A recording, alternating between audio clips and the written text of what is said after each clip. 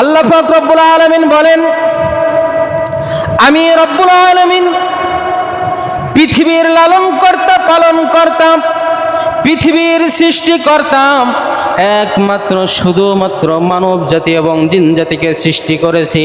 ওয়ামা খালাকতুল জিন্না ওয়াল ইনসা ইল্লা লিয়াবুদুন। আমি মানব জাতি এবং জিন জাতিকে সৃষ্টি করেছি একমাত্র শুধুমাত্র আমার ইবাদতের জন্য।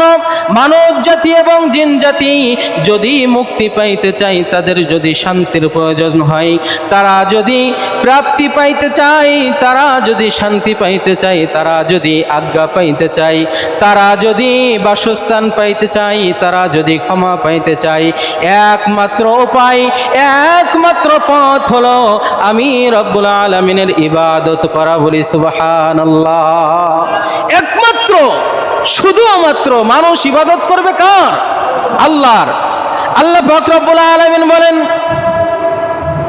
কুরআনুল কারীমের মধ্যে ডাক দিয়ে সে কথাই বলো না, পৃথিবীর মানুষ, যদি তোমরা শান্তি পাইতে চাও, দুনিয়ার কোনো মেম্বার, চেয়ারম্যান, দুনিয়ার কোনো ক্ষমতাশালীর ব্যক্তির কাছে গেলে শান্তি তোমরা পাবা না। দুনিয়ার কোনো মানুষের কাছে যে আশ্রয় নিলে শান্তি তোমরা পাবা না। শান্তি যদি পাইতে চাও শুধুমাত্র আল্লাহ পাক রব্বুল আলামিন বলেন, হে পৃথিবীর মানুষ, ওয়াল্লাহু ইয়াদউ ইলা দারিস সালাম। আল্লাহ পাক রব্বুল আলামিন ডাক দিয়ে বলেন, যদি শান্তি পাইতে চাও তাহলে দারিস সালাম, শান্তির দিকে আসো, অর্থাৎ ইসলামের পথে আসো। সুবহানাল্লাহ বলবেন না? মুসলমান ভাইরা রে আমার, আল্লাহ পাক রব্বুল আলামিন বলেন শান্তি পাইতে হলে ইসলামের পথে আসো, অর্থাৎ আল্লাহর অনেকগুলি নামের মধ্যে একটা নাম হলো সালাম। আল্লাহর নাম কি বলেন? সালাম। এই পৃথিবীর মানুষের নাম সালাম থাকতে পারে। বলতে পারেন, হুজুর আমাদের মহল্লায় সালাম নামের 4-5 লোক আছে, তাহলে আল্লাহ সালাম কেমনে হইল? আল্লাহ হলেন সালাম।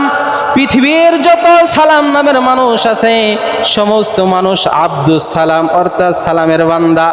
এই পৃথিবীর মানুষ কখনো সালাম হতে পারে না। পৃথিবীর মানুষ হলো আব্দুস সালাম, সালামের বান্দা, সালামের গোলাম। আল্লাহর নাম সালাম, তিনি দিলেন ইসলাম। আর যারা মানবে, ওই ইসলামকে যারা অনুসরণ করবে, তারার নাম মুসলমান। সুবহানাল্লাহ বলবেন না? অর্থাৎ পৃথিবীর মুসলমানরা সালামের অনুসরণ করবে।